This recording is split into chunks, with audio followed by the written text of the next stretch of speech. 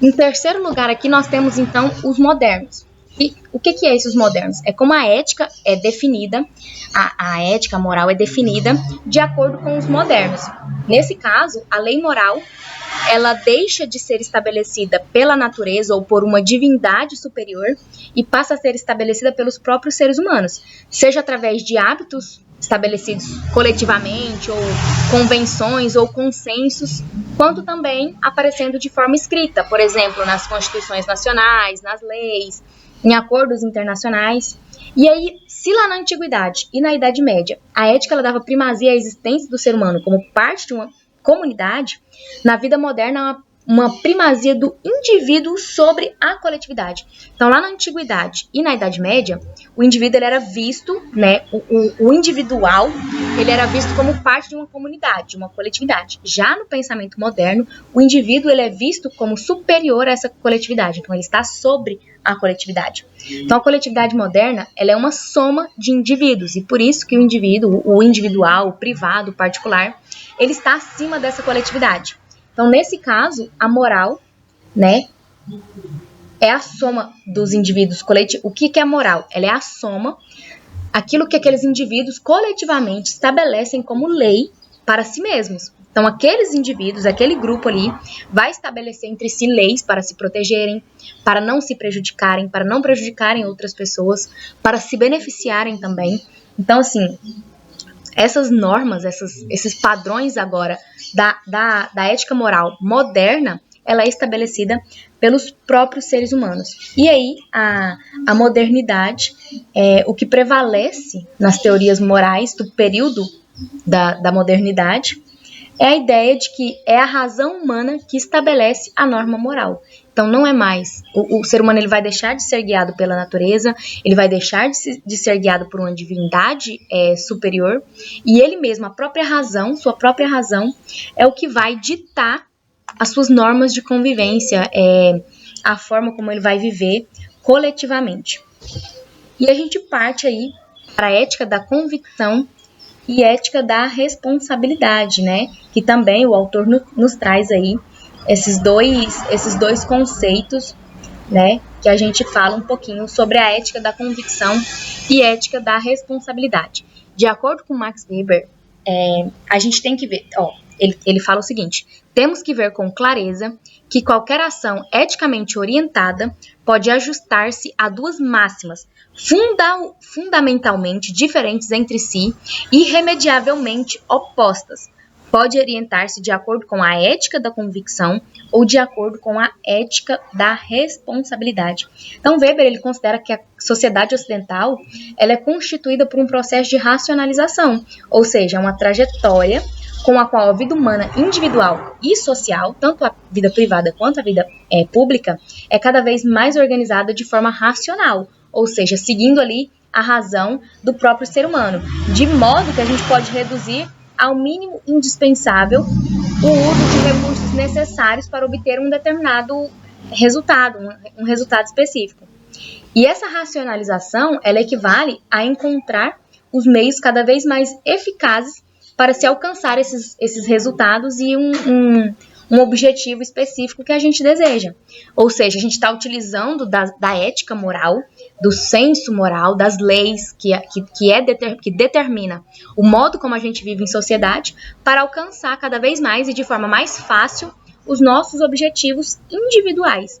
Então, como falado lá na ética para os modernos, o individual ele vai se sobrepor ao coletivo.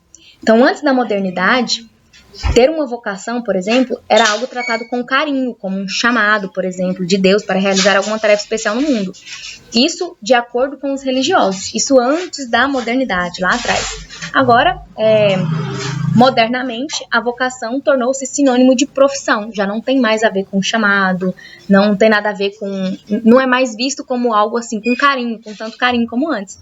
Agora, todo mundo é obrigado a ter uma profissão, escolher uma profissão, e não se trata mais de um chamado de Deus, essa questão da vocação, que a gente pode ou não atender. Todo mundo tem que escolher uma área específica para trabalhar. E aí, para Weber, ética é o conjunto das crenças que se manifestam nas atitudes práticas de um povo ou de uma sociedade, até mesmo de uma comunidade religiosa.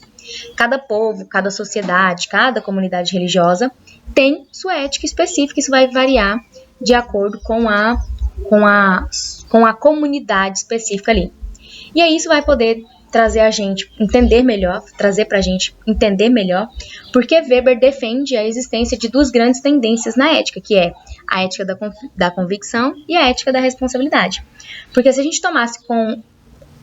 levasse em consideração apenas o processo de racionalização moderno, a gente teria certamente a presença exclusiva da primazia da ética da responsabilidade. A gente não teria esse conceito também de ética da convicção. A gente teria ali com presença exclusiva só a ética da responsabilidade. E agora, se a gente disser que a modernidade é apenas uma continuidade do cristianismo, aí a gente teria uma presença maior da ética da convicção. Então, ali, cada sociedade vai determinar a sua ética, e aí por isso que Weber defende essa questão desses dois conceitos de ética da responsabilidade e ética da convicção. Porque, por exemplo, de modo geral, na ética da convicção, valem os princípios, né? As convicções, independente dos resultados que se alcançam com esta forma de comportamento humano. Geralmente, é defendido em comunidades religiosas, defendido principalmente pelo cristianismo e retomada na modernidade por Kant. Agora, a ética da responsabilidade, ela ensina que a gente deve levar em conta sempre as consequências previsíveis das nossas próprias ações. Nessa perspectiva, o que importa são os resultados, não é os princípios, não é a intenção. O que vai importar é o final, é as consequências das suas ações. Enquanto na ética da convicção, o que vai importar são os seus princípios. E Weber defende muito essa separação dessas duas éticas. E a gente entra aqui em crise ética e crise da ética, né? Mas antes da gente falar isso, o autor ele traz pra gente aqui que não há ética individual, tá? Não há ética individual. A ética, quando a gente fala em conceito de ética, a gente tem que entender que não há ética individual, e sim há uma ética individualista. Isso são coisas diferentes. Por quê? Porque ninguém pode estabelecer sozinho um código moral para ser seguido em toda a sociedade. E nem tem sentido também estabelecer um código de conduta individual para si próprio sobre o que é bom e o que é mal. Então, assim, a existência da ética, por mais diversificada que seja, só pode ser compreendida como afirmação e exigência da nossa socialidade humana, ou seja, do fato de não vivermos sozinhos no mundo. Então, não há ética moral individual, tá? Porque a gente vive em sociedade, não tem como a gente estabelecer pra gente conceitos e normas e definições pra gente viver sozinho, pra gente seguir sozinho.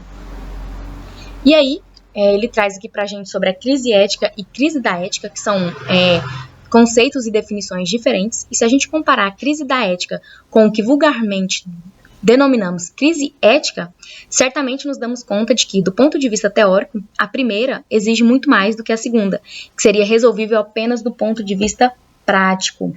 Ou seja, a gente percebe que a crise ética depende em boa parcela da crise da ética. Então, ou seja, elas são ali, são conceitos e definições parecidas, porém uma depende da outra, então não é a mesma coisa. Ou seja, a perplexidade da incerteza em que estamos imersos atualmente é que vai depender ali tanto a crise ética quanto a crise da ética. Então a gente vê aqui, a gente observa que a crise ética, tanto a crise ética quanto a crise da ética, tem algo a ver, está relacionado com a experiência humana atual, em que todos somos diariamente instados a nos converter ao individualismo cínico. Ou seja, a ética ali ela é coletiva, porém todo mundo hoje em dia está sendo levado a ser pessoas individualistas. O que é esse individualismo? É o egoísmo existente na sociedade, né? E aí no Brasil, esse individualismo cínico recebeu o nome de Lei de Gerson. O que significa? Tenho que tirar vantagem de tudo e de todos. Do contrário, serei engolido pela situação ou pelos outros concorrentes. Ou seja, tenho que ser egoísta, tenho que tirar vantagem de tudo e de todos que passam pelo meu caminho. E aí isso acaba gerando esse individualismo cínico. E aí as pessoas pensam o seguinte: se for bom apenas para mim, então eu sou um competidor virtuoso que consegue eliminar ou matar os outros competidores. Eu tô saindo no lucro. Então, assim, a sociedade, ela tem se transformado, as pessoas têm se transformado em pessoas completamente egoístas por conta dessa crise ética. E aí a crise da ética, ela está ali relacionada com a crise ética, lembrando que são situações diferentes, né? Mas, no caso,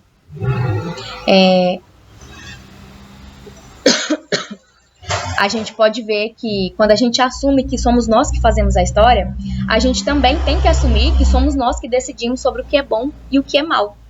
E aí, claro que a gente sempre prefere jogar a culpa, a responsabilidade em cima de outra pessoa, né? Mas Kant sempre repete que a gente prefere se desvencilhar-nos do peso de sermos livres. Num caso mais específico, falando do ponto de vista filosófico, a dificuldade de indicar uma solução para o problema ético se deve também ao impasse teórico em que os especialistas da ética estão metidos hoje em dia. E aí é que a gente entra nessa questão da comparação da crise ética com a crise da ética, né? Porque a gente acaba retirando de cima da gente a responsabilidade das nossas próprias ações. E é isso que o texto está falando para a gente hoje. A gente trouxe aí algumas definições, alguns conceitos sobre ética, senso moral, ética antiga, medieval e moderna, ética da convicção e da responsabilidade. Falamos um pouco sobre ética e moral também aí, que é o que o autor traz pra gente nesse texto.